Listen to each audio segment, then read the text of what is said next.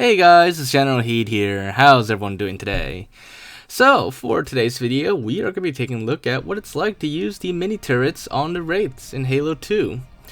So, you probably noticed back in the day, since Halo 2 first came out, that the Wraiths did have a very unique dual mini turrets on the mini plasma turrets that we could not use at all. Only the AIs could use them, whether it's friendly or enemy AI, elite or brutes. Only they could actually fire the mini cannons or mini turrets on the Wraith. Even if we drove the Wraith ourselves, we could not fire it no matter what. And it was something I've always wondered about, and it was actually a very popular request over the past few videos actually. So I figured I'd finally tackle it for today's video, and we did finally get it working, where we can actually fire the mini turrets as a player. And this is basically what it looks like.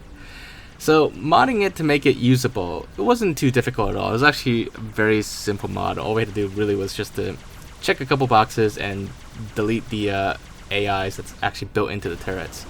So, these mini turrets on a Wraith, they're actually AI controlled. Like, a separate AI controls them, not the one in the driver's seat, so to speak. It's actually like a generic AI. But once I removed them, and then I set them to be player usable, that's really all that needed to be done. And that's basically what it looks like to fire the turrets. And here's a view in first person as well, actually. Actually looks kind of cool, firing the turrets in first person.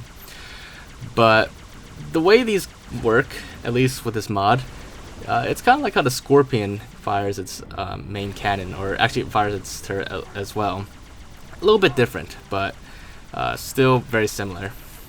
So let's go to gameplay and see how powerful these turrets are when it's player controlled.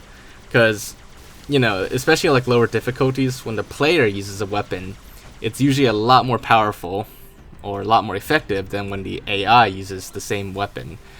So right now we're on easy difficulty, and we can see that these turrets are actually very, very decent. They can shred apart like a ghost very quickly.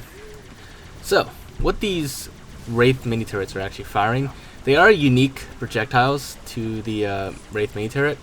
However, they use the same damage tag as the ghosts. So each bolt, even though visually it's different in appearance, they are pretty much ghost bolts. However, I'm pretty sure they fire at a much higher rate than the ghost turrets do. And that would explain why, compared to a ghost, the Wraith mini turrets can shred apart vehicles a lot quicker. Even against like another Wraith, if you hit it in the right spot, the Wraith will get shredded apart really quickly, especially on easy difficulty. I haven't tried it on higher difficulties because really I couldn't be bothered to do that. But I'm sure it'd be just as good on higher difficulties, which makes me to believe that part of the reason why the turrets weren't useful to players is because it'd be kind of OP in campaign with how powerful they are.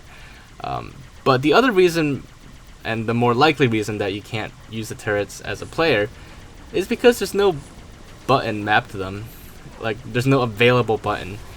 When I enable the turrets to be usable, you might have noticed that whenever I fire them for the first time, it also fires the Wraith mortar. That is because it's pretty much mapped to the right trigger by default. So it fires at the same time as the Wraith mortar does. Now if I keep holding it down, it'll keep shooting and no more mortars will be fired.